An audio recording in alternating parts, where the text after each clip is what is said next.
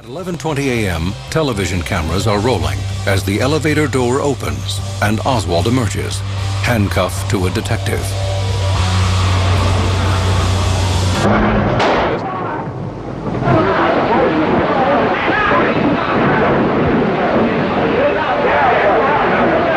Here in the basement of Dallas Police Headquarters, detectives have their guns drawn. He's been shot. He's been shot. Lee Oswald has been shot. There's a man with a gun. Absolute panic here in the basement of Dallas Police Headquarters. Oswald has been shot. We have arrested the man. The man will be charged with murder. Who is he?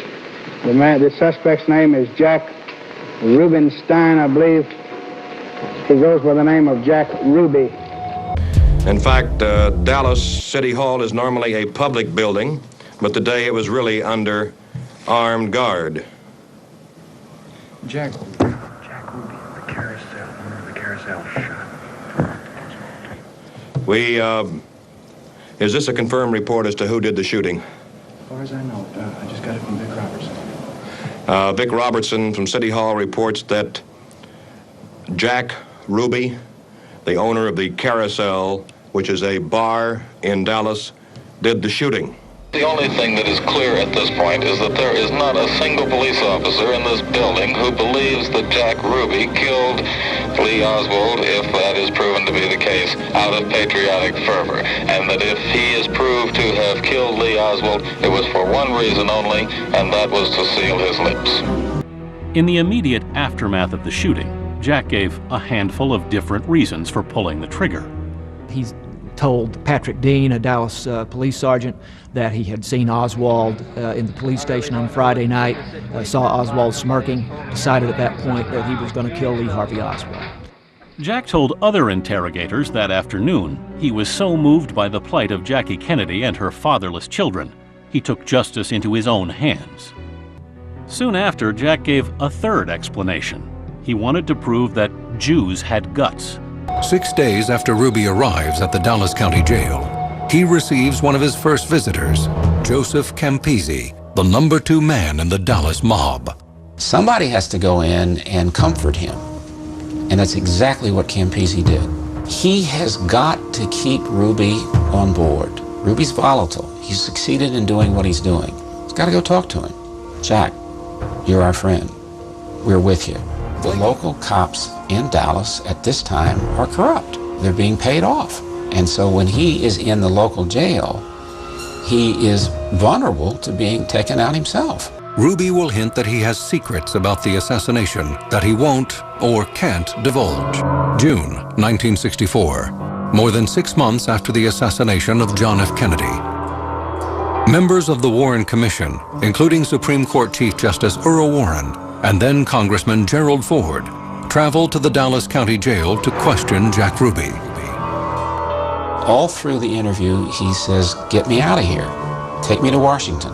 I'll tell you what happened." Earl Warren said, "If you believe your life is in danger in talking to us, then I would advise you don't tell us anything." This is the chief investigator for America talking to probably the single most important witness in the case. Don't talk to us. In the end, the commission decides not to take Ruby to Washington. More than a year later, in September of 1965, after the Warren Commission has announced its findings, Ruby gives a press conference. In it, he delivers a cryptic message. Everything pertaining to what's happening has never come to the surface. The world will never know the true facts of what occurred, my motives. The people that had so much to gain and had such an ulterior motive for putting me in a position I'm in will never let the true facts come above board to the world. Now these people are in very high positions, Jack? Yes. In 1966, nearly 3 years after Oswald's murder, an appeals court overturns Ruby's first-degree murder conviction on a technicality. As soon as he gets a new trial venue, Ruby hopes to plead guilty to the lesser charge of murder without malice and walk out of jail with time served. 3 weeks later, Jack Ruby dies. doctors discovered he was suffering with terminal cancer of the liver, lungs, and brain. We were working on projects that might have to do with eventually competing with Russia on the matter of using cancer as a bioweapon. In 1979, the House Select Committee on Assassinations re-examines the evidence and concludes that Kennedy was most likely the victim of a conspiracy. The committee report suggests that Ruby was ordered to kill Lee Harvey Oswald to keep Oswald from talking. The committee releases its report on January 3rd, 1979. It states that there is a, quote, high probability that a second gunman fired a shot from the infamous grassy knoll. Their conclusion? Oswald most likely did not act alone. Therefore, Kennedy was probably the victim of a conspiracy. The report said, yes, there was a conspiracy. There were at least 2 people firing at President Kennedy. Much of the evidence leading toward involvement of government investigative agencies, perhaps in the actual murder, perhaps just in the cover-up, were all pretty much glossed over. During the House Assassinations Committee hearings, the FBI and CIA admitted that they had withheld evidence, that they had obstructed justice. I got no stake in this. I say this is a way a reasonable person has come out after spending a substantial time, 2 years of my life and $5 million of your money, trying to figure out what happened and listening to things thereafter.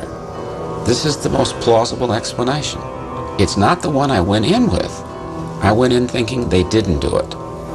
And I found myself being persuaded by the evidence to the contrary. But even Blakey's critics are intrigued by startling new information released in 2001 that may link New Orleans mob boss Carlos Marcello, Lee Harvey Oswald, and the CIA.